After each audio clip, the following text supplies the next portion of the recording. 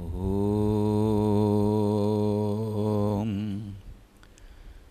అవిద్యానామంతస్తిమిరమిహిరద్వీపనగరీ జడానాం చైతన్యస్తబకమకరాంధశ్రుతిఝరీ దరిద్రాణాం చింతామణిగుణనికా జన్మజలధౌ నిమగ్నానాం దంష్ట్రా మురరిపువరాహస్య భవతి. శుక్లాంబరధరం విష్ణుం శశివర్ణం చతుర్భుజం ప్రసన్నవదనం ధ్యాయేత్ సర్వవిఘ్నోపశాంతయే.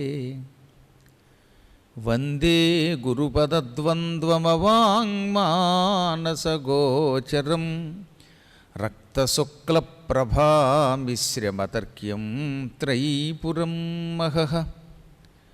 నారాయణం నమస్కృత్య నరం చైవ నరోత్తమం దేవీం సరస్వతీం వ్యాసం తతో జయముదీరయేత్. సచ్చిదానందరూపాయ విశ్వోత్పత్యాదిహేతవే తాపత్రయ వినాశాయ శ్రీకృష్ణాయ వయం నుమః. సుముఖశ్చ ఏకదంతశ్చ కపిలః గజకర్ణకః లంబోదరశ్చ వికటః విఘ్నరాజః గణాధిపః ధూమకేతుః గణాధ్యక్షః ఫాలచంద్రః గజాననః వక్రతుండః శూర్పకర్ణః హేరంబః స్కందపూర్వజః. షోడశైతాని నామాని యః పఠేత్ శృణుయాదపి విద్యారంభే వివాహే చ ప్రవేశే నిర్గమే తథా సంగ్రామే సర్వకార్యేషు విఘ్నస్తస్య న జాయతే. శ్రీ మహాగణాధిపతికి. పూర్వం మాళవ దేశాన్ని చంద్రాంగదుడను ఒక రాజు పరిపాలించాడు. ఆయన భార్య పేరు ఇందుమతి. మనం మహానుభావులం గనక శ్రోతలంటే ఎలా ఉండాలో మీరే నిరూపిస్తున్నారు. చాలా సంతోషంగా ఉంది. అడిగినంత మాత్రం చేత నిన్నటి ఆ రాజుగారి పేరు అందరూ చెప్పేశారట. చెప్పలేని వాళ్ళు ఒక్కళ్ళు లేరట. ఇది చాలా ఆశ్చర్యం ఆనందము కలిగింది నాకు. అంటే ఒక కథ, ఒక పురాణం వింటే అందులో ప్రతి పాత్రలో లీనమైపోతున్నారన్నమాట. బహుశా మీరే మగవాళ్ళు చంద్రాంగదుడిలో, ఆడవాళ్ళు ఇందుమతిలో లీనమైపోయి మీ బొందని మీరే మర్చిపోయారు. బొంద అంటే శరీరం అండోయి. బొంది, బొందే, బొందియా ఇవన్నిటికీ కూడా శరీరం అని అర్థం. తమ శరీరాన్ని తాము మర్చిపోయారంటే ఎంత గొప్ప విషయం ఇది. చాలా సంతోషం. ఈ చంద్రాంగద మహారాజు గారు వేటకి వెళ్ళిన కథ చెప్పుకున్నాం. చంద్రాంగద మహారాజు గారిని వేటలో ఓ బ్రహ్మరాక్షసుడి యొక్క సైన్యం వెంటబడిందని చెప్పుకున్నాం. అందులో బ్రహ్మరాక్షసి ముద్దు పెట్టుకుంది. ఆయన హడిలు పారిపోయాడు. ఒక సరస్సులో దూకాడు. ఆ సరస్సులో నాగకన్యలు పట్టుకెళ్ళారు. ఈయన అదృష్టం అందరూ వరిస్తూనే ఉన్నారు. ఈయన భరించలేకపోతున్నాడు తప్ప. నాగకన్యకలు పెళ్లి చేసుకోమంటే బాబోయ్ నేను మానవ స్త్రీలను తప్ప నాగకన్యలను అసలు భరించలేను అన్నాడు. రాక్షస స్త్రీలని, ఈ సర్పకన్యల్ని నేను భరించలేను అనగా వాళ్ళు నీకు నీ భార్యకి 12 ఏళ్ళు వియోగం కలుగ్గాక అని శపించి వాడిని చెరసాల పాలు చేశారని చెప్పుకున్నాం. తదనంతరం ఏం జరిగింది? ఈ రాక్షసు వచ్చింది, సరస్సులో నీరంతా తాగేసింది. ఒక ఏడాది పాటు ఎండగట్టింది చెరువుని. అందులో రాజుగారు కనబడక వీడెక్కడ దొరుకుతాడానని మానవ రూపం ధరించి వెతకడం మొదలుపెట్టిందనమాట. సరే, మొత్తం మీద ఏమైతేనే ఈ రాక్షసి అలా తిరుగుతోంది. ఈలోపు ఇందుమతి గారు భర్త గారు పోయారనుకుని బెంగపెట్టుకుంది. మాంగళ్య చిహ్నాలు విడిచిపెట్టింది. కొంతకాలం గడిచింది. రాజ్యపాలన మాత్రం విడిచిపెట్టలేదు. దాన్ని బట్టి ఆవిడ ఎంత గొప్పదో ఆలోచించండి. భర్త పోవడం అనేది ఒక గొప్ప కష్టం.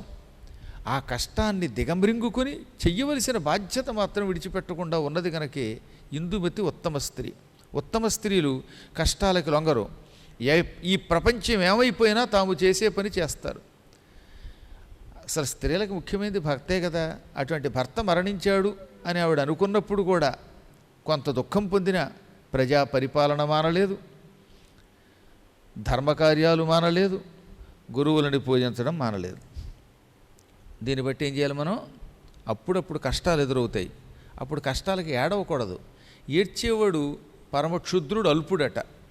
కష్టాలు మనుషులకు కాకపోతే ఇంకెవరికి వస్తాయండి? కొంతమంది కష్టాలు మనుషులకు కాక మానులకు వస్తాయంటారు. మానులకి పెద్ద కష్టాలు వస్తాయి. మాను అంటే చెట్టుకు వచ్చే కష్టం మనిషికి ఎక్కడొస్తుంది? చెట్టును నరికేస్తారు. కొంతమంది ఇలాంటి కొర్రపీనుగులేమో దాని మీద లవ్ సింబల్ చెక్కుతారు, పొడుస్తారు, గిల్లుతారు, కొమ్మలు పీకుతారు, ఎన్ని పనులు చేస్తారంటే పాపం చెట్లని బతకనివ్వరు. ఈ మానవుడు తాను బతకడు, ఇతరులని బతకనివ్వడు, చెట్లని బతకనివ్వడు, పుట్టల్ని బతకనివ్వడు, చీమల్ని బతకనివ్వడు, దోమల్ని బతకనివ్వడు, అన్నిటినీ చంపి చంపి చంపి చంపి ఎవరు తాను చస్తాడు. కాబట్టి అందరికీ కష్టాలు వస్తాయి. సీత కష్టం సీతది, పీత కష్టం పీతది అన్నారు. అందరికీ కష్టాలు వస్తాయి పాపం. ఇప్పుడు సత్యనారాయణ గారు హాయిగా ఆయనకి ఏదో నెలకు 50,000 పెన్షన్ వస్తుంది, ఆయనకి ఏం టెన్షన్ లేదనుకుంటారు. ఆయనకున్న టెన్షన్స్ ఆయనకున్నాయి, మనకు కనపడం అంతే. ఆయన ఏదో పాపం బెంజి కారులో వస్తున్నారు అనుకుంటారు, కానీ ఈ బెంజి కారుని డ్రైవ్ చేయడానికి ఎంత బాధపడతారు. మధ్య మధ్యలో ఈ బెంజి కారు మీద పెడుతుంటే అడ్డంగా ఎవడొచ్చి బండి మీద గుద్దేట మధ్యనే. దానికి మళ్ళీ అనవసరంగా ₹1,00,000 తగలయ్యిందిట. అంచేత కారులో పెడితేనే సుఖం అనుకోకండి. ఆయన బాధ ఆయనకుంటుంది. గురువుగారు ఏమో హాయిగా పురాణం చెప్తున్నారు, ఆయనకేం బాధ లేదనుకుంటారు. ఆయన బాధ ఆయనకుంటుంది. ఎవడు సెల్ ఫోన్ మాట్లాడతాడో, నేను డిస్టర్బ్ అవుతానో అనే బెంగ నాకు ఉంది కదా, అదో బాధేగా. అలా ప్రపంచంలో ప్రతి ప్రాణికి ఎక్కడో ఒక చోట ఎంతో కొంత బాధ లేకుండా ఉండదు. ఈ బాధలన్నిటినీ దిగమరింగుకొని తాను చేయవలసిన కర్తవ్యం చెయ్యాలి. దాన్ని ఉత్తమ లక్షణం అంటారు. కాబట్టి చిన్న చిన్న వాటికి ఎప్పుడూ బాధపడకండి, ఆత్మహత్య చేసుకోకండి. పెళ్ళవలేదనో, పెళ్ళయ్యాక భర్త గారు సరిగ్గా చూడడం లేదనో, అన్నం ఎక్కువయిందనో తక్కువయిందనో, ఎవరో ఏదో అన్నారనో అనలేదనో, అనకపోతే కూడా బాధ. ఏదో ఒకదానికి తొందరపడి పురుగుల మందు తాక్కండి, విషం తాక్కండి, ఆత్మహత్య చేసుకోకండి. ఎప్పుడూ ధైర్యంతో ఉండండి. సరే, కాబట్టి ఏది ఆమెనప్పటికీ ఆవిడ మహాత్మురాలు, పరిపాలన చేస్తోంది. అంత ధైర్యంతో ఉన్న ఉత్తమురాలు కనుక ధర్మకార్యాలు మానలేదు కనుక ఆవిడికి భగవద్ అనుగ్రహం కలిగింది. ఒక రోజున అక్కడికి నారద మహర్షి చిచ్చెర విచ్చేసి, అమ్మా, నీ భర్త పోలేదు, ఆయన హాయిగా పాతాళంలో ఉన్నాడు. కాకపోతే పాతాళంలో చెరసాలలో ఉన్నాడు. నాగస్త్రీలు ఆయన్ని వివాహం చేసుకోవాలని భావించి లొంగకపోతే ఆయనని చెరసాల్లో పెట్టారు. నువ్వేమో మరణించాడు అనుకున్నావు అనగానే ఆవిడ ఆనందపడి, ఎంత శుభార్త చెప్పారండి, after a long period, after 12 years భర్తగారు బతికి ఉన్నాడనే వార్త విని ఎంతో ఆనందం పొందానంది ఆవిడ. నిజంగా ఇది ఆశ్చర్యకరమైన విషయమే. 12 ఏళ్ళ తర్వాత మర్చిపోతారు కదా అన్నీని. అప్పుడు కనుక భర్తగారు వస్తే ఈ భార్య ఏమైపోతుందా నాకు చాలాసార్లు అనుమానం అనమాట. ఆ కాలం కాబట్టి ఆవిడ పొంగిపోయి మళ్ళీ సౌభాగ్య చిహ్నాలు ధరించి, ఇప్పుడు నా భర్త పాతాళం నుంచి భూలోకానికి ఎలా వస్తాడు, తిరిగి ఆయనతో నాకు సమాగమం ఎలా జరుగుతుంది అని అడిగింది. అప్పుడు ఆయన, గణేశ చతుర్థీ వ్రతం అనే ఒక దివ్య వ్రతం ఉన్నది, ఆ వ్రతం నీకు ఉపదేశిస్తాను. ఆ వ్రతం ప్రకారంగా నేను చెప్పినట్టుగా విఘ్నేశ్వరుణ్ణి ఎలా పూజించాలో అలా పూజించు. ముందుగా శ్రావణ మాసంలో చతుర్థి నుంచి భాద్రపద శుద్ధ చతుర్థి వరకు ఈ మాసకాలం విఘ్నేశ్వరుణ్ణి పూజించాలి. ఇది నియమం అని తెలుసుకో. మొదటి నియమం, శ్రావణ శుక్ల చతుర్థి నుండి భాద్రపద శుక్ల చతుర్థి అంటే వినాయక చతుర్థి వరకు విఘ్నేశ్వరుణ్ణి పూజించాలి. ఇది ప్రథమ నియమం. దీనికి మాత్రమే గణేశ చతుర్థి వ్రతం అని పేరు. కాబట్టి శ్రావణ మాసం ఎప్పుడు వస్తుందో చూడాలి. అందులో శుక్లపక్షంలో చవితి రాగానే చూసుకోవాలి. ఆ రోజు మట్టితో కానీ, సాధ్యమైనంత వరకు మట్టితోటి చేయమన్నారు. మట్టి దొరకని పక్షంలో దానికి కూడా ప్రత్యామ్నాయం ఉంది. మన అదృష్టవశాత్తు ఇక్కడ చక్కని పొలాల్లో మట్టి దొరికింది. మట్టితో విఘ్నేశ్వరుణ్ణి మనకి తోచిన రీతిలో తయారు చేసుకున్నాం. పాపం ఇంగ్లాండ్లో ఉన్నారు ఒకరు, వాళ్ళకి మట్టి దొరకలేదు. ఎక్కడ చూసినా మట్టి బదులుగా మంచు తప్పేమీ లేదు. అసలు మట్టి లేకుండా ఎలా ఉంటుందో నాకు మళ్ళీ కొంత అనుమానం వచ్చింది అనుకోండి. కానీ కొన్ని చోట్ల మట్టి సరిగ్గా దొరకదట, అదేం మట్టో తెలియదు. కానీ ఇప్పుడు ఏ అరబ్ కంట్రీలోనూ ఉన్నారంటే ఇసుక తప్ప ఎక్కడే ఉంటుంది, పిసుక్కుందామంటే ఇసుక తప్పే ఉండదు. ఆ ఇసుకతోటి విఘ్నేశ్వరుడు చేయలేము. ఎక్కడ చూసినా ఇసుకే, ఇలాంటి మట్టి ఉండదు. అలాంటి చోట ఏం చెయ్యాలి, వెండితో కానీ బంగారంతో కానీ ఇవేమీ దొరకకపోతే చెట్టు బెరడు లేక ఆకుతో కూడా విఘ్నేశ్వరుని చేసుకోవచ్చు. ఆకు మీద అందంగా విఘ్నేశ్వరుని గోరుతో చెక్కుకుంటారు కొంతమంది. ఒక పెద్ద ఆకు సంపాదించి గోటితో విఘ్నేశ్వరుడి ఆకారాన్ని చిత్రీకరించుకోవచ్చు. దానికి పత్ర గణపతి అని పేరు. ఈ ఆకు ఎండిపోయిన తర్వాత కానీ పచ్చిగా ఉన్నా కానీ పూజలో పెట్టి దాన్ని కూడా పూజించవచ్చు. ఇవి కూడా దొరకని వాడు కాగితం మీద కూడా విఘ్నేశ్వరుడి పటమును చిత్రీకరించి పెట్టుకోవచ్చు. ఈ మధ్యన ఒక ఆయన అడిగాడు, మా ఊళ్ళో కాగితం ఉండదు, నేను ఒక విచిత్ర దేశంలో ఉన్నాను, ఆకులు దొరకవు, మట్టి దొరకదు, ఏమీ దొరకదు, అప్పుడు నేను ఏం దొరుకుతుందండి అని అడిగాను. Cell phone ఉందన్నాడు. సెల్ ఫోన్లో విఘ్నేశ్వరుడు కనపడుతున్నాడంటే కనపడుతున్నాడండి. అయితే ఆ గంట అక్కడ పెట్టుకుని ఆ సెల్ ఫోన్ విఘ్నేశ్వరుడికి పూజ చేసుకోరాడు ఆయన. అసలంటూ మనస్సు ఉంటే మార్గం ఉంటుందన్నారు. సెల్ ఫోన్ కూడా దొరకలేదు అనుకోండి, అప్పుడు ఏదన్నా ఆలోచించవచ్చు. సెల్ ఎలాగో ఉంది కనుక ఆయన మాట్లాడాడు కదా. సెల్ దొరకకపోతే ఏం తెలుసా, కాస్త బొజ్జ ఉన్నవాడిని తీసుకొచ్చి వాడికి ఓ తొండం తగిలించేసి ఓ ముసుగు వాడికే నామం పెట్టి పూజ చేసేయచ్చు. భావనము అవసరం. ఏమీ లేకపోతే ఊహించి భగవంతుడున్నాడని పూజ చేయమన్నారు తప్ప పూజ మానమనలేదు. అన్నిటికీ ప్రత్యామ్నాయాలు ఉన్నాయి. భక్తి ఉంటే, మనస్సుంటే మార్గం పరమాత్ముడు చూపిస్తాడు. అలా విఘ్నేశ్వరుణ్ణి పెట్టుకుని మాసం పాటు రోజు 108 నామాలతోటి, అష్టోత్తర శతనామాలతోటి అన్నమాట, అలాగే 21 పత్రాలతోటి స్వామిని పూజించాలి. అంగపూజ కూడా చేయాలి. సర్వాంగాన్ని పూజయామి అని. విఘ్నేశ్వరుడికి సంబంధించిన ఏదో ఒక దివ్య మంత్రం, ఏకాక్షర గణపతి బీజం కానీ, లేదా సిద్ధి గణపతి మంత్రం కానీ, లేదా క్షిప్ర గణపతి మంత్రం కానీ, హేరంబ గణపతి మంత్రం కానీ, హేరంబుడు అన్న గణపతే కానీ హేరంబ గణపతి అని ఒక రూపం కూడా ఉంది కనుక మంత్రశాస్త్రంలో ఆ మంత్రం కూడా జపం చేయొచ్చు. ఏదో ఒక మంత్రం జపం చెయ్యాలి. ఏ మంత్రానుష్ఠానము లేనివాడు విఘ్నేశ్వరుడికి సంబంధించిన స్తోత్రములు చదువుకోవచ్చు. ఇందాక చెప్పిన సుముఖశ్చైకదంతశ్చ కపిలో గజకర్ణక, ఈ 16 నామాలతో అయినా భగవంతుణ్ణి స్తుతించవచ్చు.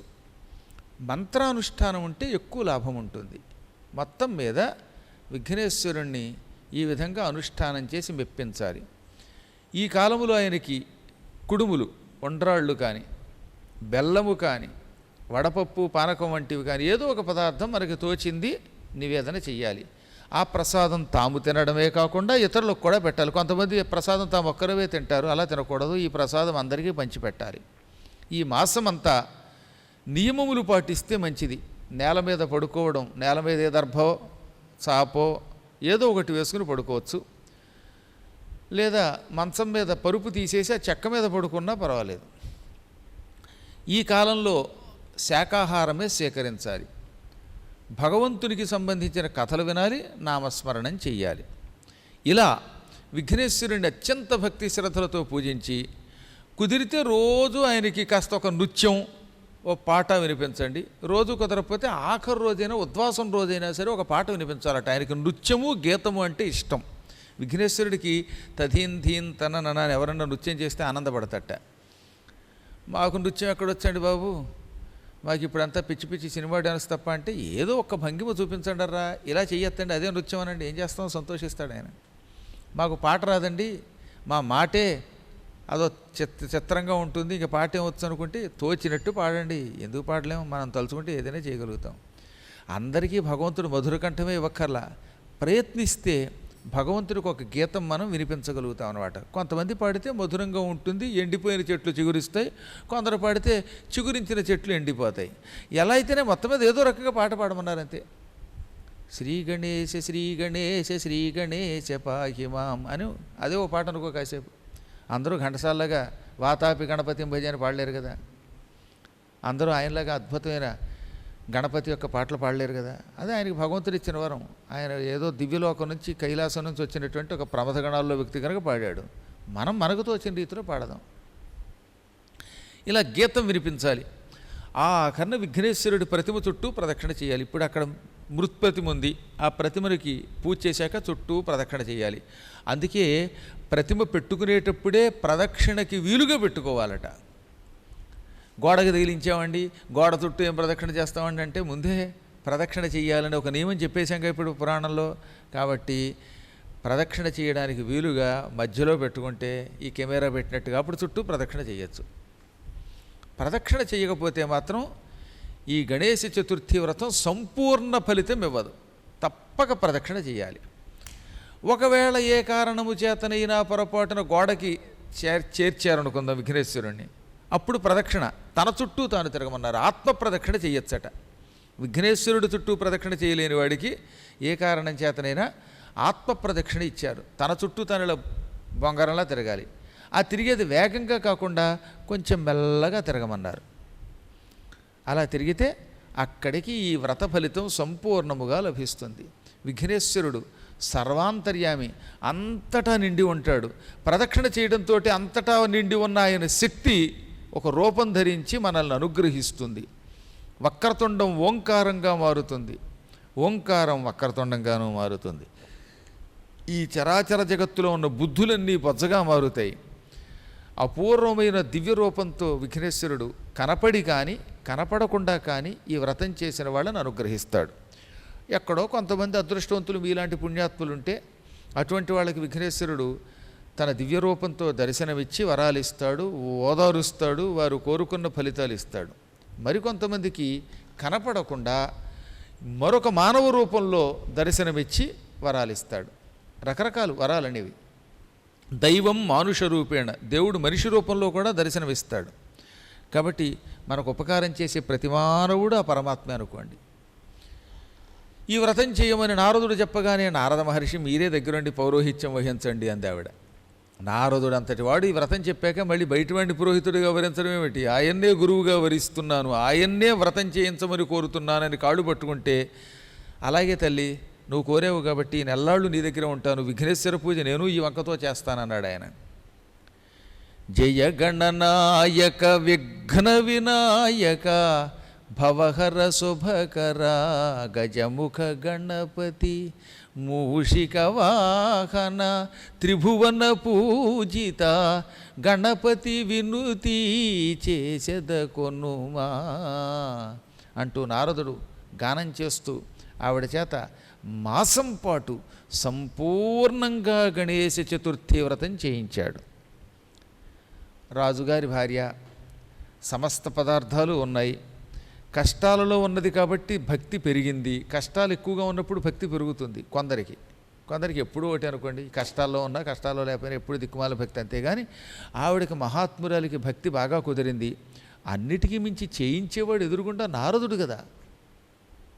నారదుడంతటి వాడు ఎదురుగా గురువుగా కూర్చుని వ్రతం చేయిస్తూ ఉంటే ఆవిడ సెల్ ఫోన్ మోగుతూ కూర్చుని మాట్లాడుకోగలదా?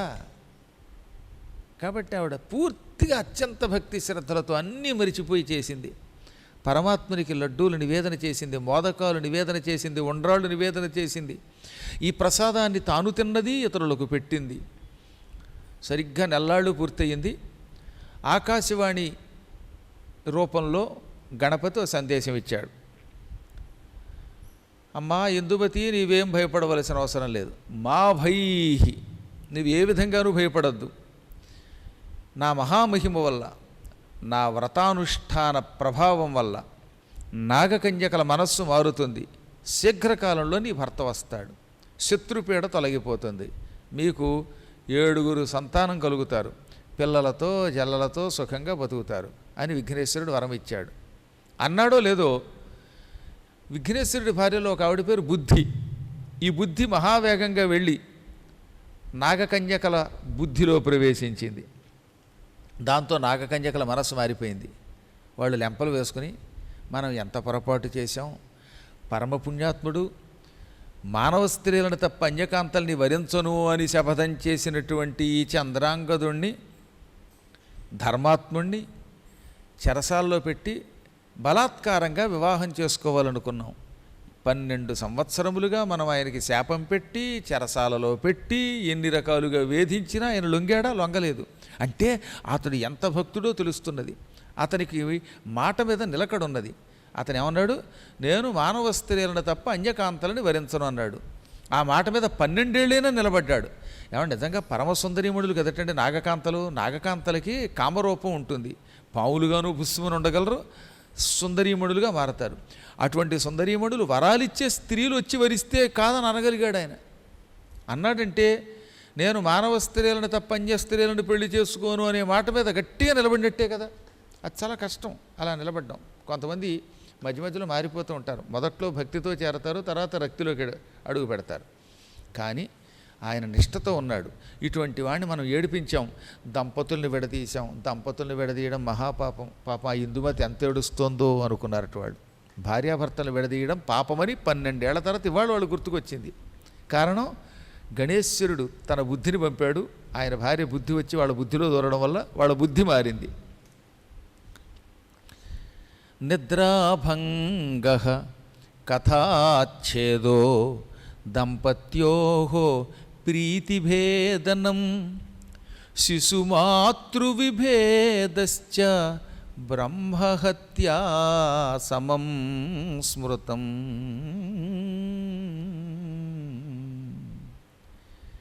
ఎవరైనా అలసి నిద్రపోతూ ఉంటే నిద్రపోతున్న వాడిని బలాత్కారంగా లేపి నిద్రాభంగం చేయటం బ్రహ్మహత్యా పాపంతో సమానం. పురాణ కథలు జరుగుతూ ఉంటే మధ్యలో గట్టిగా మాట్లాడి దానికి ఆటంకం కలిగించటం బ్రహ్మహత్యా పాపంతో సమానం.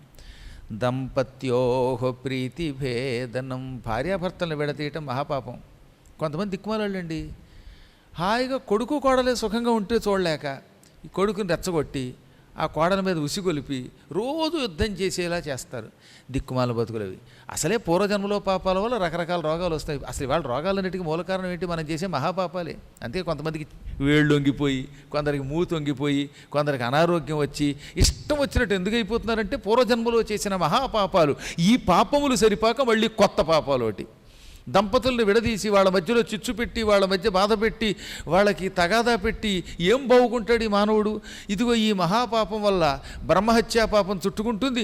క్రూర కఠోర ఘోర నరకాల పాలైపోతారు. కాబట్టి ఎట్టి పరిస్థితుల్లో భార్యాభర్తల మధ్యలో తగాదా పెట్టకండి. ఎవరన్నా కలిసిమెలిసి ఉంటే ఇంకా ఇంకా ఇంకా ఐకమత్యం పెంచండి. అయ్యో సత్యనారాయణ గారు ఎంత మంచివారు, ఆవిడ సుబ్బలక్ష్మి గారు ఎంత, ఉదయ భాస్కర్ లక్ష్మి గారు ఎంత మంచివారు, వాళ్ళిద్దరూ మంచివాడు, కలిసి ఉండాలని చెప్పాలి తప్ప వాళ్ళ మధ్యలో తగాదా పెట్టమేంటి? పిచ్చివేషాలు వేయటం. కాకపోతే ఈ పాపం ఎప్పటికీ ప్రాయశ్చిత్తం లేని పాపం. అన్ని పాపాలు, 4 పాపాలు పాపాలే. అందున భార్యాభర్తలు విడదీయడం ఇంకా పెద్ద పాపం. కాబట్టి ఈరోజు నుంచి ఏం చేస్తారన్నమాట, ఎవరైనా దంపతులు కలిసిమెలిసి ఉంటే ఆనందించండి. ఇంకా చెప్పాలి కొడుక్కి. మీరు ఎవరైనా అత్తలు ఉంటే వెంటనే ఇంటికి వెళ్ళాక, అమ్మాయి నువ్వు నా కూతురు ఇలాంటిది అని వీని కోడలతో మాట్లాడాలి.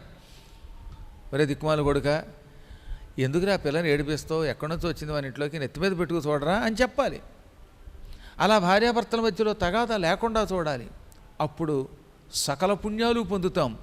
వ్రతాలు అనుష్ఠానం చేసిన పుణ్యం పొందుతాం. మొగుడు పిల్లల మధ్యలో తగాదా పెట్టడం అంత పాపం మరొట్లేదని చెప్పాను. కాబట్టి దంపతుల మధ్యలో తగాదా బ్రహ్మహత్యా పాపంతో సమానం. శిశుమాతృ విభేదశ్చ, బిడ్డని తల్లిని దూరం చేయటం కూడా మహాపాపం. తల్లికి దూరం చేసి బిడ్డను ఎత్తుకుపోయి ఎవడుకో అమ్మితే అది ఎంత పాపం అండి. ఇవన్నీ బ్రహ్మహత్యా పాపము వంటి పాప ఫలితాన్ని మనకిస్తాయి. మనం నాగకన్యకలమయ్యుండి 10 మందికి వరాలు ఇవ్వవలసిన వాళ్ళమయ్యుండి అన్యాయంగా చంద్రాంగద మహారాజుని ఇందుమతిని వేరు చేశాం. ఈ పాపానికి ప్రాయశ్చిత్తం ఒకటే, రాజుగారిని తిరిగి తన భార్య దగ్గరికి పంపేయటమే. ఆ భార్యాభర్తలతో కలిసి ఉండేలా చేయటమే మంచిది అనుకుని వెంటనే చెరసాల దగ్గరికి వెళ్ళి రాజుగారికి కాళ్ళకి వేసిన సంకెళ్ళు తీసివేసి చెరసాల తలుపులు తీయించి, రాజా మమ్మల్ని క్షమించు, ఏదో క్షణికోద్రేకంతో కామోత్కంఠతతో మేము మీ దంపతుల్ని వేరు చేశాము, నేను పెళ్లి చేసుకోవాలనుకున్నాం. ఇప్పుడు మాకు మనస్సులో పశ్చాత్తాపం కలుగుతున్నది. బహుశా నీ భార్య ఏదైనా ఒక వ్రతం అనుష్ఠించి ఉండవచ్చు. ఆ వ్రతానుష్ఠాన ఫలితం వల్లే నిన్ను విడిచిపెట్టాలని కోరిక కలిగింది. ఇదిగో నీకు రకరకాల సంపదలు ఇస్తున్నాం, భూలోకానికి వెళ్ళడానికి కావలసిన ఒక వాహనం ఇస్తున్నాం, ఈ దివ్య వాహనం మీద ఎక్కి భూలోకానికి పో అని ఒక సర్పవాహనం అతనికి ఇచ్చారు. ఆ వాహనం చూడ్డానికి పాము ఆకారంలో ఉంది, మధ్యలో మెత్తని ఆసనం ఉంటుంది, అందులో కూర్చుంటే మెత్తగా ఉంటుందన్నమాట, చెక్క ముక్కలా ఉండకుండా.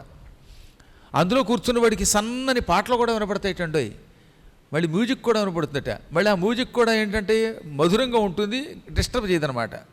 అలా మ్యూజిక్తో కూడిన మ్యాజిక్ చేసేటటువంటి వాహనంలో కూర్చో, రివ్వున నిన్ను పాతాళం నుంచి భూలోకానికి పట్టుకుపోతుంది. నిన్ను మీ ఇంట్లో చేర్చిన తర్వాత ఈ వాహనం అదృశ్యమై మా దగ్గరకు వస్తుంది అని అతనికి పాతాళలోకంలో ఉండే అమూల్యమైన సంపదలు ఇచ్చి పంపారట. ఆ సంపదలు ఏమిటి? రకరకాల మణులు. ఒక మణితో ఒక దేశం కొనొచ్చు, అంత ఖరీదు చేస్తాయి మణులు.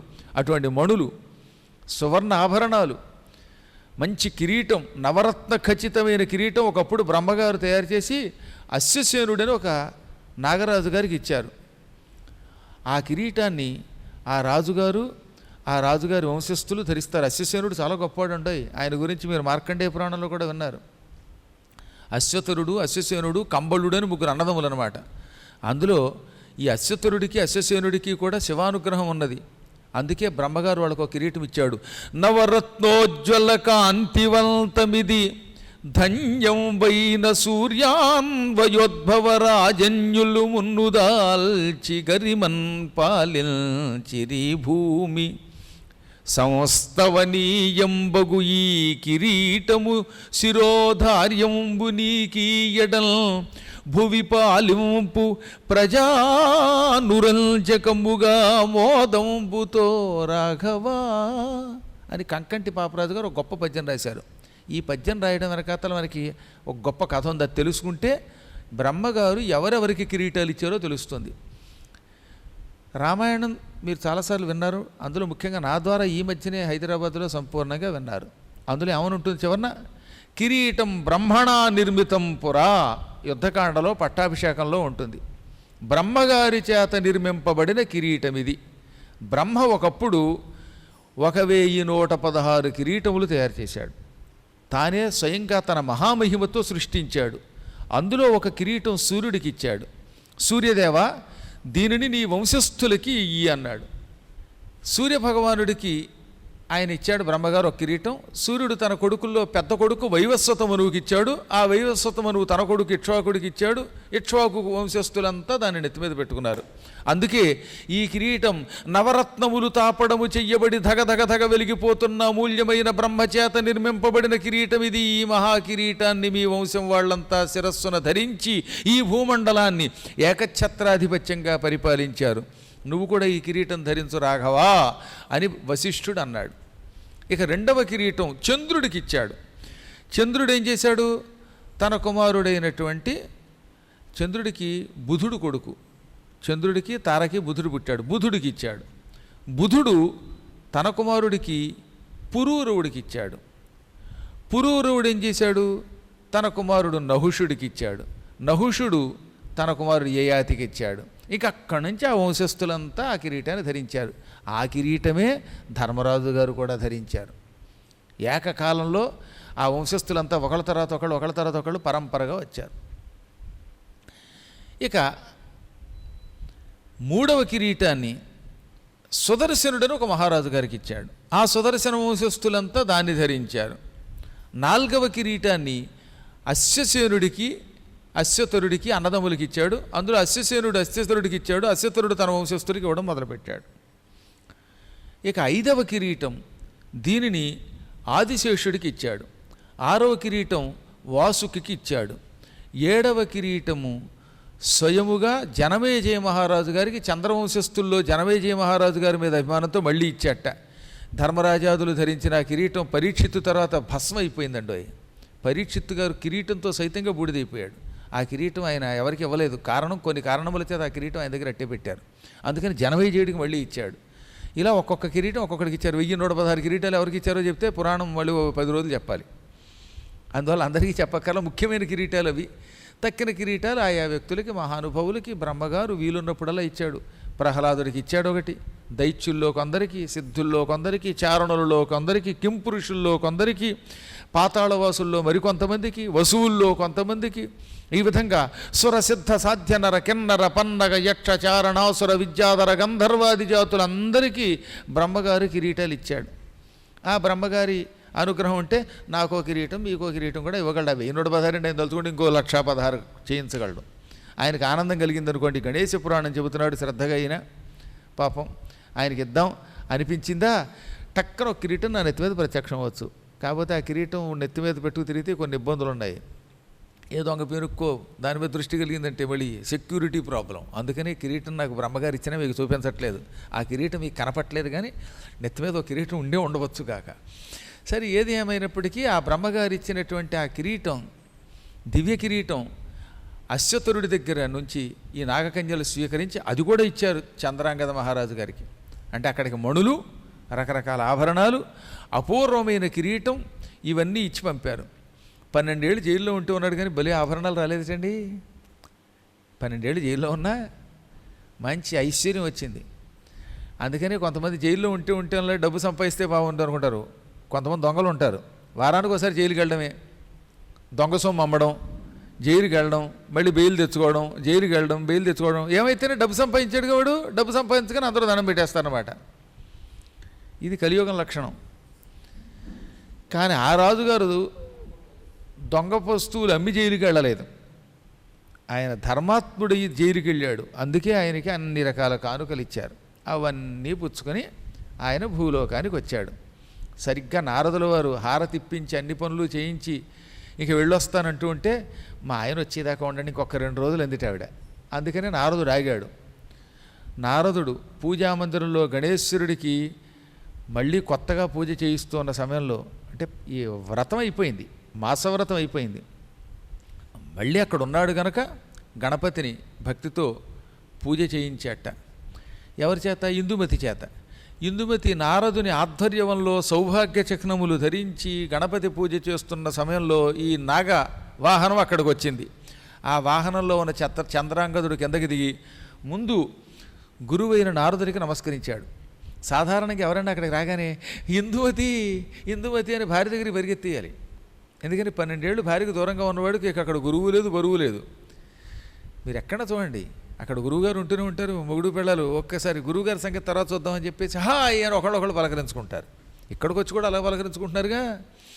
ఇంకా అలా చేస్తే సామాన్యులకి ఆయనకి తేడా ఏమున్నది? ఆయన ఎన్నాళ్ల తర్వాత భార్యను చూచినా నారదుడు ఎదురుగా కనబడగానే నేను ఇవాళ చెరసాల నుంచి విముక్తి పొంది నా భార్య దగ్గరికి వచ్చానంటే, నా రాజ్యం పొందానంటే దానికి ఈ గురువుగారి మూలం అని గ్రహించేశాడు. గ్రహించి పరుగున నారదుని పాదాలు పట్టుకుని ఆ వాహనం నుంచి దిగడంతో పరుగునొచ్చి గురువుగారి కాళ్ళ మీద పడిపోయి ఆయన కాళ్ళకి నమస్కరించాడు. గురుదేవా, ఇప్పుడు నాకు అర్థమయ్యింది. నీవు ఈ విఘ్నేశ్వర వ్రతం నా భార్య చేత చేయించావు, గణేశ్వరుడు అనుగ్రహించాడు, తత్ప్రభావంతో నాకు బంధ విముక్తి అయ్యింది అని ఆ తర్వాత గణపతికి నమస్కరించి భార్య ద్వారా జరిగిన విషయాలు తెలుసుకున్నాడు.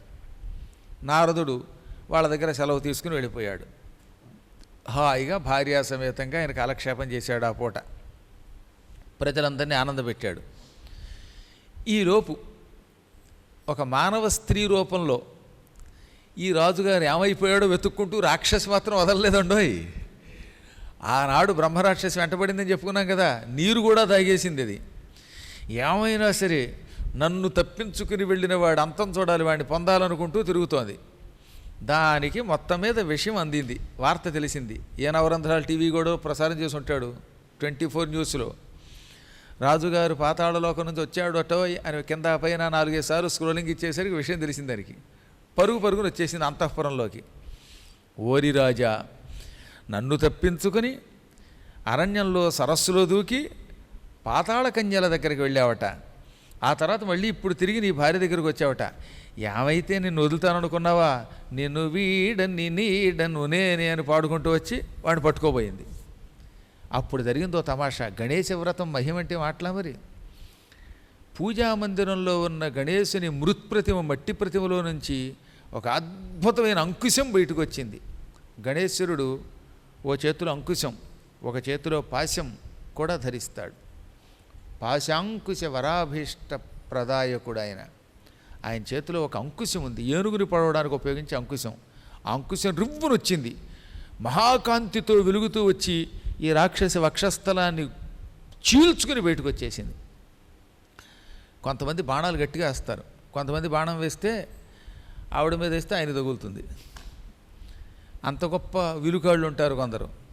మరికొంతమంది బాణం వేస్తే గుచ్చుకుంటుంది కానీ గుచ్చుకుని ఆగిపోతుంది. కొంతమంది బాణం మహావేగంగా బలంగా వేస్తారు, వాళ్ళు వేస్తేట వక్షస్థలం చీల్చుకుని బాణం బయటకు వచ్చేస్తుందట. ధర్మరాజు గారు శల్యుణ్ణి చంపాడు ఆఖరణ. శల్యుణ్ణి ఎవరూ చంపలేకపోయారు. ఎంత వీరుడు భీముడు శల్యుణ్ణి చంపలేకపోయాడు. అర్జునుడి అస్త్రాలకి శల్యుడు చావలేదు. కారణం శల్యుడు ధర్మాత్ముడట. ధర్మాత్ముడిని ఇంకో ధర్మాత్ముడు తప్ప చంపలేడు. అందుకని కృష్ణుడు మహాభారత యుద్ధం 18వ రోజు యుద్ధంలో మధ్యాహ్నం పూట నువ్వు ఎంత గింజుకున్నా మీరెవ్వరూ ఈ శల్యుణ్ణి చంపలేరు. శల్యుణ్ణి ఒక ధర్మరాజే చంపగలడు. ధర్మరాజా, నీ దగ్గర ఉన్న ఈటే గురి చూసి విసిరితే వాడు చస్తాడన్నట్ట. అప్పుడు ధర్మరాజు గారి శక్తి తీసుకుని, నేను నిత్యం శివుణ్ణి పూజించిన వాడినైతే, నిత్యం కృష్ణుడి పాదాల మీద నాకు భక్తి ఉన్నది నిజమైతే, నేను ధర్మం తప్ప అధర్మం ఎరగని వాడినైతే ఈ శక్తి వెళ్ళి శల్యుణ్ణి చీల్చి చంపుగాక అని బలంగా విసిరాట. ఎంత బలంగా విసిరాడంటే ఈ శక్తి అంటే ఈటే వాడి గుండెలు చీల్చుకుని బయటకు వచ్చి నేల మీదకి వచ్చి మళ్ళీ నేల మీద ఉన్నటువంటి నీళ్లు తన దగ్గరికి తీసుకుని అందులో శుద్ధి తిరిగి ధర్మరాజు దగ్గరికి వచ్చేసింది అన్నారు. వాడు బోర్లా పడి చచ్చిపోయాట. అంటే అంత బలంగా విసిరాడనమాట ఆయన. ఆ చేతిలో ఉన్న ఈటి గుండెల్ని చీల్చుకుని బయటకు వచ్చేసింది. అక్కడితో ఆగల, నేల మీద పడి నేల చీల్చింది. నేల చీల్చి అడుగు నుంచి నీరు బయటికి తెప్పించింది. పాతాళ గంగ కూడా బయటకు వచ్చింది. ఆ గంగలో ఈ ఈటి తనను తాను శుద్ధి చేసుకుంది. రక్తం అంతా కడుక్కున్నది. కడుక్కుని తిరిగి మళ్ళీ ధర్మరాజు దగ్గరికి వచ్చేసింది అన్నారు. వాడు డామని బొక్కబోర్లా పడిపోయాట. అద్భుతమైన దృశ్యం అది. అంత బలంగా విసరగలడు ధర్మరాజు తలుచుకుంటే. ఆయనది ధర్మబలం అన్నారు.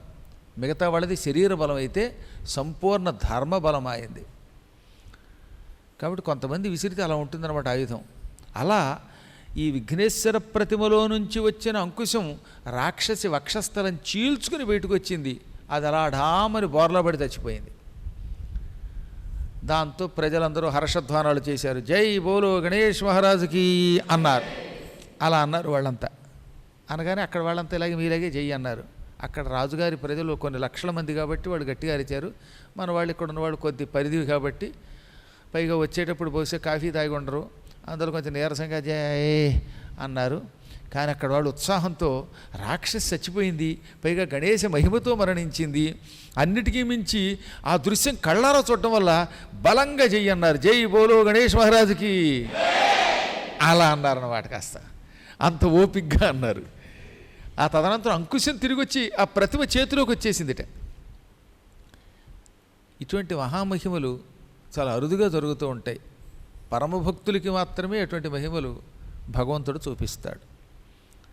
సరే, అక్కడికి కథ సుఖాంతమైంది. రాక్షసి మరణించింది. దంపతులు కలుసుకున్నారు. 12 ఏళ్ల తర్వాత కలుసుకోవడం వల్ల వీళ్ళకి కొన్ని ప్రాయశ్చిత్త కర్మలు కూడా చేశారట. ఎందుకంటే ఆవిడ చచ్చిపోయినట్టుగా భావించి భర్తని వైధవ్య లక్షణాలు ధరించింది. అందుకని మళ్ళీ పెళ్లి లాంటి కార్యక్రమం ఒకటి జరిపి తిరిగి వాళ్ళిద్దరూ పట్టాభిషిక్తులై రాజ్య పరిపాలన చేశారు. ఈ కథ అంతా ఎవరెవరు చెప్తున్నారో మర్చిపోకూడదు మనం. మళ్ళీ సోమకాంతుడనే రాజుగారికి కుష్ఠరోగం వచ్చింది. ఆయన భార్య పేరు సుధర్మ. వీళ్ళు చవనుణ్ణి కలుసుకున్నారు. చవనుడు తన తండ్రి భృగువు దగ్గరికి తీసుకెళ్ళాడు. భృగువు ఈ కథ అంతా చెబుతున్నాడు. చెప్పేటప్పుడు ఏం చేశాడని చెప్పాం. మళ్ళీ ఆయనలో పాపం ఉంది. ఆ పాపమే ఈ కుష్ఠరోగం. రోగం ఉంటే ఆయన కథ వినలేడు. అందుకని కాసిన మంత్రించిన నీళ్లు చల్లాడు రాజుగారి మీద. అప్పుడు సోమకాంతుడి శరీరంలో ఉన్న రోగం ఒక భయంకరమైన రాక్షసుడి రూపంలో బయటకు వచ్చింది. పాపం పురుషుడి రూపంలో బయటకు వచ్చింది. ఆ పురుషుణ్ణి ఇదిగో ఈ ఎండిపోయిన మామిడి చెట్టులో కూర్చో అన్నాడు భృగువు. వెంటనే ఈ పాపం కాస్త చెట్టులోకి వెళ్ళగానే చెట్టు కూడా కాలి బూడిదైపోయింది. ఆ బూడిదలోనే ఉండు, ఇతడు పురాణం వింటాడు అనగానే ఆ పాప పురుషుడు అందులోనే ఉన్నట్టు, ఇంకా అందులోనే. నాయన, నువ్వు శ్రద్ధగా పురాణం వింటే మాత్రం ఈ చెట్టు బాగా పచ్చగా మారిపోతుంది, వేళ్ళు వస్తాయి, కాండం పెరుగుతుంది, బోధి పెరుగుతుంది, లావు అవుతుంది, దాంట్లో నుంచి వరసగా కొమ్మలు పుట్టుకొస్తాయి, కొమ్మలకు ఆకులు పుట్టుకొస్తాయి, తర్వాత పువ్వులు వస్తాయి, ఫలాలు వస్తాయి. అలా బాగా చెట్టు పెరిగితే 10 రోజుల పురాణం పూర్తయ్యేసరికి చెట్టు సంపూర్ణ వృక్షం అయితే అప్పుడు నువ్వు పురాణం శ్రద్ధగా విన్నట్టు. అప్పుడు ఏమవుతుంది? ఆ లోపల ఉన్న పాప పురుషుడు భస్మం అయిపోతాడు. పాపం పోతే నువ్వు సంపూర్ణ ఆరోగ్యవంతుడు అవుతావు, మహాత్ముడు అవుతావు అని భృగువు చెప్పాడు. ఇప్పుడు 9వ రోజు కథ వింటున్నాడు అనమాట ఆయన. ఈ కథ వింటున్నప్పుడల్లా చెట్టు ఇంకా ఇంకా ఇంకా పచ్చగా తయారైపోయింది. మంచి వర్షాలు కూడా కురుస్తున్నాయి. అక్కడ నీళ్లు బాగా సమృద్ధిగా చెట్టుకు అందుతున్నాయి. రాజుగారు కూడా తన్మయత్వంతో వింటున్నాడు, ఈ సోమకాంత మహారాజు గారు. ఎందుకంటే కష్టంలో ఉన్నప్పుడు భక్తి పెరుగుతుంది. దుఃఖమే సుమిరను సబ్బకరై సుఖమే కియా నకోయ్, సుఖమే సుమిరను ఎది కరైతో దుఃఖకా హే హోయ్ అని కబీర్దాస్ అన్నాడు. దుఃఖం రాగానే ప్రతివాడికి అప్పుడు భగవంతుడు గుర్తొస్తాట. అదే సుఖం వస్తే ఎవరికి భగవంతుడు గుర్తుకురాడు. అన్నీ బాగున్నాయి అనుకోండి, నెల నెల ₹1,00,000 జీతం, రిటైర్ అయ్యాక 60,000 పెన్షను, ఏ టెన్షను లేదు, ఆరోగ్యం బాగుంది, మంచి పెళ్ళాం, మంచి కొడుకులు, మంచి కుటుంబం, అన్నీ బాగున్నాయి, ఎక్కడ ఏ కష్టం లేకపోతే ఇదంతా నా కష్టార్జితం అండి, మా ఇంట్లో ఎవరికి ఉందండి ఇంత కష్టం, నేనే కష్టపడి సంపాదించా, ఇదంతా నా మహిమ అంటట. మా నాన్నకి ఆస్తి లేదు, ఇంకోవాడికి ఆస్తి లేదు, అటు ఇటు అంత ఆస్తి నాదే, నేనే కష్టపడి సంపాదించాను అంటాడు పాపం. అదే నెత్తి మీద 4 ముట్టిగలు తగిలితే అమ్మో లేదండి బాబోయ్ దేవుడి యొక్క అనుగ్రహంతో వచ్చింది, లేకపోతే నేనెక్కడ నా బతికంత అంటట. అందుకని భగవంతుడు అప్పుడప్పుడు ఏం చేస్తాడనమాట, నెత్తి మీద టింగు టింగు అని మొట్టికాయ పడతాడు. ఆ మొట్టికాయ కనపడదు. ఎలా కనపడుతుంది? అది కష్ట రూపంలో కనపడుతుంది. దారిద్ర్య రూపంలోనూ, రోగ రూపంలోనూ, లేక ఏదో సమస్య రూపంలోనూ, మొత్తం మీద ఏదో ఒక విచిత్ర రూపంలో ఈ కష్టం మనం ఎదురుగుండా ప్రత్యక్షం అవుతుంది. ఎదురుగుండా ఈ కష్టం ప్రత్యక్షమైతే అప్పుడేం చేస్తాం అనమాట, ఎప్పుడు నేను అహంకరించకూడదు, ఇదంతా పరమాత్మ యొక్క అనుగ్రహం అనుకోవాలి అనుకుని ఇంక అక్కడి నుంచి భగవంతుడి మీద పడతాడనమాట. దుఃఖం వస్తే, కష్టం వచ్చినప్పుడు భగవంతుడిని స్మరిస్తాడు, సుఖం వస్తే భగవంతుడిని స్మరించడు. అసలు సుఖంలో ఉన్నప్పుడు నిరంతరం భగవంతుడిని స్మరిస్తే కష్టం రాదు, వచ్చినా తట్టుకునే శక్తి ఇస్తాడు ఆయన. అందుకనే ఎప్పుడూ నిత్యం సుఖాలలో ఉన్నప్పుడే భగవంతుడిని ధ్యానించాలి. ఏమన్నాడు శంకరాచార్యులు వారు, నన్ను నువ్వేం చేసినా పర్వాలేదు, నేను నీ పాదాలే పట్టుకుంటాను. నిన్న ఒక శ్లోకం చెప్పాను, పాతయవా పాతాళే స్థాపయవా సకలలోక సామ్రాజ్యే. నన్ను నువ్వు పాతాళంలో పారవేసిన, సకల సామ్రాజ్యానికి పట్టాభిషిక్తుని చేసిన అంబా తవ పదయుగళం నాహం ముంచామి నైవ ముంచామి అన్నాడు. దాంతోపాటు ఇంకోటి ఏమన్నాడు, ఒకవేళ కష్టం వచ్చింది అప్పుడేం చేయాలి, నీ పాదపద్మాలే పట్టుకోవాలి. అప్పుడు నిన్ను గట్టిగా స్మరిస్తే తత్స్మరణం కింకురుతే బ్రహ్మాదీనపి చ కింకరీకురుతే. కష్టం వచ్చినప్పుడు అమ్మవారి పాదపద్మములను అత్యంత భక్తి శ్రద్ధలతో తలుచుకున్నట్టయితే బ్రహ్మ వంటి వాళ్ళు మనకి సేవకులు అవుతారు. బ్రహ్మగారు మనకి సేవకులైతే లాభం ఏమిటి? బ్రహ్మగారే మన నుదుట రాత రాశాడండి, ఆ రాత ప్రకారమే జరుగుతుంది ఏదైనా సరే. ఇవాళ మీ అందరి నుదుట గురువుగారు ఎదురుగుండా కూర్చుని పురాణం వినండి అని రాశాడు కాబట్టి మీరు కూర్చుని వినగలుగుతున్నారు. అలా రాయకపోతే ఏం చేస్తారనమాట, రోడ్డు మీద తిరుగుతారు. ఒక్కొక్కడు నుదుట ఏమని రాస్తాడు, ఈ పూట నువ్వు రోడ్డు మీద తిరుగుతూ ఉండగా వర్షం వచ్చుగాక, ఆ వర్షానికి తడిపోయి ఏదో షెల్టర్ కోసం చెట్టు కిందకి చేరు, చెట్టు కిందకి వెడితే ఇంకా వర్షం నెత్తి మీద పడి తడిసిపోదుగాక, ఆ టైంలో కొంగ రెట్ట నెత్తి మీద వెయ్యుగాక, బట్టతల మీద నెత్తి మీద రెట్ట వెయ్యుగాక, అంటే ఆ నెత్తి మీద రెట్ట వేస్తుంది. లేదా పొట్ట పోషించుకుందువుగాక, పకోడీ తిందువుగాక, ఈ పూట నువ్వు పందిని పట్టుకుని దాని కోసుకు తిందువుగాక. ఇలా ఏదో రాత రాశాడు ఆయన, ఆ రాత ప్రకారమే జరుగుతున్నది. కాబట్టి బ్రహ్మగారు ఇప్పుడు మనకి సేవకుడయ్యాడు అనుకుందాం. అమ్మవారి యొక్క అనుగ్రహం వల్ల అమ్మ సేవ చేస్తే, అమ్మని తలుచుకుంటే బ్రహ్మ అంతటి వాడు మనకి సేవకుడైతే లాభం ఏమిటి?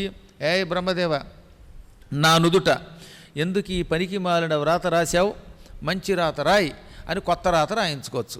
ఇంకా బ్రహ్మగారు మనం చెప్పినట్టు రాస్తాడు, ఇక అన్నీ లాభాలే. ఒక ఆయన వచ్చాడు ఆ మధ్యన, గురువుగారు బ్రహ్మగారు నాకు సేవకుడైతే నేను ఏమని రాయించుకుంటానో తెలుసా అన్నాడు. ఏమని రాయించుకుంటావు? నాకు బట్టతల పోయి మంచి జుట్టు వచ్చేటట్టు రాయించుకుంటానండి అన్నట్ట. చివరికి బ్రహ్మగారు కనపడితే బట్టతల బదులు జుట్టు రావాలని కోరుకుంటాడు. హాయిగా బ్రహ్మే కనపడితే వైకుంఠానికి వెళ్ళే మార్గం చెప్పమని అడగచ్చుగా, అలా అడగలేరులేండి, అదొక కర్మయోగం. కాబట్టి మొత్తం మీద ఏది ఏమైనా బ్రహ్మ అంతటి వాణ్ణి కూడా సేవకుణ్ణి చేసే శక్తి ఆ భగవత్ స్మరణకు ఉన్నది. అందువల్ల ఎప్పుడూ అదే తలుచుకోవాలి.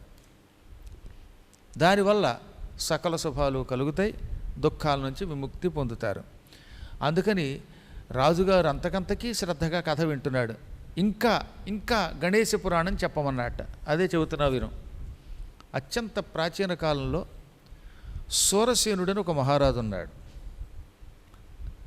ఆయన ప్రజల్ని కన్నబిడ్డలాగే పాలించాడు. ఆయన దగ్గర చాలామంది దూతలు ఉన్నారు. ఈ దూతలు ఏ మూల ఏం జరిగినా రాజుగారికి వెంటనే సమాచారం ఇచ్చేసేవారట.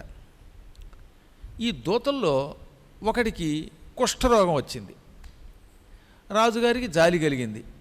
ఒరే, రోగం వచ్చినా ఉద్యోగం తీయనరా, నీకు ఓపికన్నంత వరకు నాకు దూతగా పని చెయ్యి, పని చెయ్యకపోయినా ఇంట్లో కూర్చున్నా నీ నెల జీతం నీకు పంపేస్తాను, ఆన్లైన్లో వేసేస్తాను, పైగా ఆధార్ కార్డుతో లింకు చేసిన అకౌంట్ నెంబర్ పంపించే అన్నాడు ఆయన. రాజుగారు మంచివాడు కనుక ఆయన, ఓ దూతగారు రోగంతో ఉన్న, పెద్దగా పని చేయలేకపోయినా ఆయనకి మాత్రం జీతం పడిపోయేది. మహారాజులు పూర్వం అలా ఉండేవారట. ఎవరన్నా తమ దగ్గర కష్టపడి పనిచేసిన వాడు ఉంటే వాడికి ఒకవేళ కష్టం వస్తే అటువంటిప్పుడు వాడికి ఉద్యోగం చెయ్యలేకపోయినా జీతం పంపేవారు, పోషణ బాధ్యత చూసేవారు. ఎవరైనా భటులు ఉంటారనుకోండి, యుద్ధంలో చచ్చిపోతే ఆ భటుడి భార్యలకి ఆ కుటుంబానికి కూడా నెలలా జీతం పంపేవారటండి. ధర్మరాజు గారితో నారదుడు మహాభారతంలో సభాపరంలో ఇదే అన్నాడు, నీ కొలువులో నీ కోసం ప్రాణమిచ్చిన భటుల కుటుంబానికి ఏ కష్టం లేకుండా ధనం పంపుతున్నావా లేదా? నీ దగ్గర ఉద్యోగం చేసి నీ కోసం చచ్చిపోయిన వాడు ఉంటాడుగా భటుడు, వాడిని మర్చిపోవడం కృతజ్ఞత అన్నాడు ఆయన. ఎంత మంచి మాట అది. అందుకని ఒక భటుడు చచ్చిపోతే వాడి భార్యకో వాళ్ళ పిల్లలకో ఎవరుంటే వాళ్ళకి నెల నెల జీతభత్యాలు పంపాలి, ఇది రాజుగారి కర్తవ్యం అన్నాడు ఆయన. అందుకే మహాభారతంలో ఉన్న లక్షణాలన్నీ మనం జీర్ణం చేసుకుంటే అసలు ప్రపంచ ధర్మం అంటే ఏమిటో తెలుస్తుందన్నమాట. రాజు ఎలా ఉండాలి, ప్రజలు ఎలా ఉండాలి, ఎవరి డ్యూటీలు వాళ్ళు ఎలా చేయాలి, ధర్మం అంటే ఏమిటి, అధర్మం అంటే ఏమిటి, సంపూర్ణంగా భారతం చెప్పింది కాబట్టే భారతాన్ని పంచమ వేదం అన్నారు. అది 5వ వేదం. అది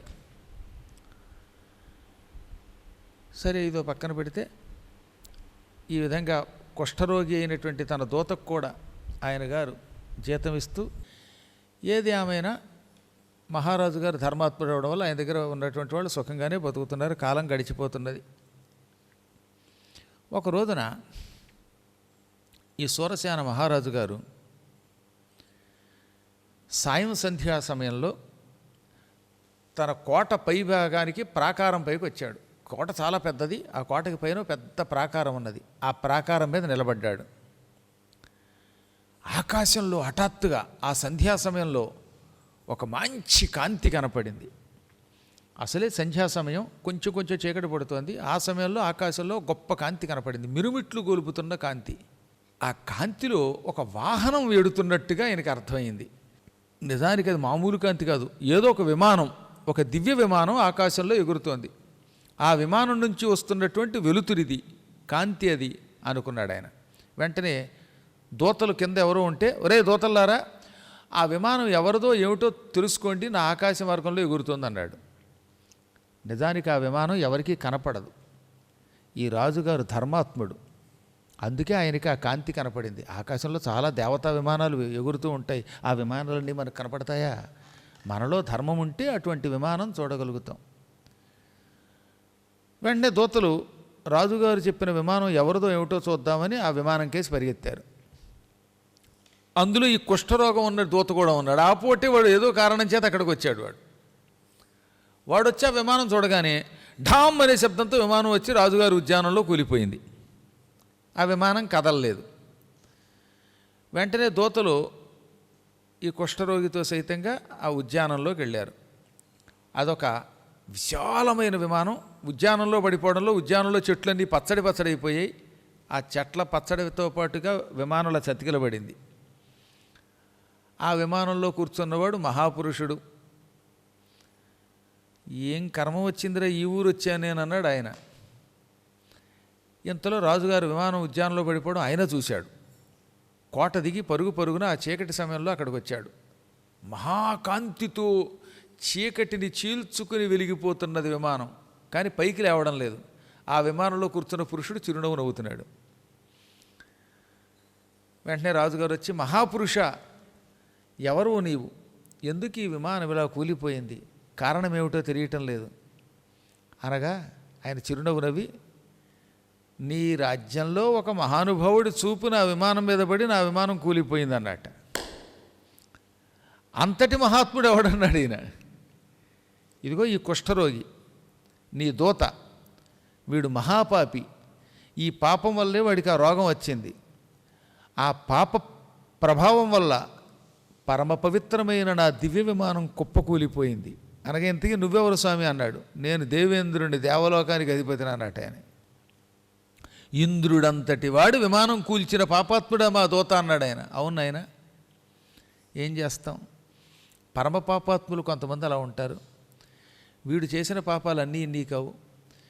నేను కావాలంటే నా దివ్యశక్తితో ఆకాశంలో ఎగరగలను, కానీ విమానాన్ని ఇక్కడ వదిలేసి వెళ్ళడం నాకు ఇష్టం లేదు. నా విమానం తిరిగి పైకి పంపించే ఏర్పాట్లు చేయి అన్నట్ట. ఇంద్రుడు కావాలంటే ఎగిరిపోగలడు కదా, ఇంద్రుడి శక్తి చాలా గొప్పదే కదా. కానీ ఈ పాపాత్ముడి వల్ల ఈ విమానం కూలిపోయింది. ఈ విమానం ఈ లోకంలో ఉండకూడదు. దేవలోకపు విమానం భూలోకంలో ఉంటే దేవలోకానికి ముప్పు, భూలోకం వాళ్ళకి ముప్పే. కాబట్టి ఈ విమానం ఎగరాలనగానే ఏం చేయనండి అన్నట్ట. ఏం చేస్తే విమానం ఎగురుతుంది? మా నగరంలో కొన్ని వేల ఏనుగులు ఉన్నాయి, గుర్రాలు ఉన్నాయి, వాటన్నిటికీ తాళ్ళు కట్టి దీన్ని బయటికి ఈడిపించనా అంటే ఎన్ని ఏనుగులైనా ఈ విమానాన్ని కదల్చలేవు. ఇది పైకి ఎగరాలంటే దానికి ఒకటే ఒక మార్గం ఉన్నది.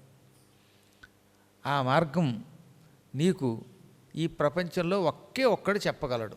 ఆయన పేరే భృశుండి అనే ఒక మహర్షి. ఆ భృశుండి మహర్షి తప్ప మరెవ్వరూ ఈ విమానాన్ని కదల్చలేరు అనగానే ఆయన మాకు ఎలా దొరుకుతారండి అన్నట్టేన. అయితే చెబుతున్నాను విను.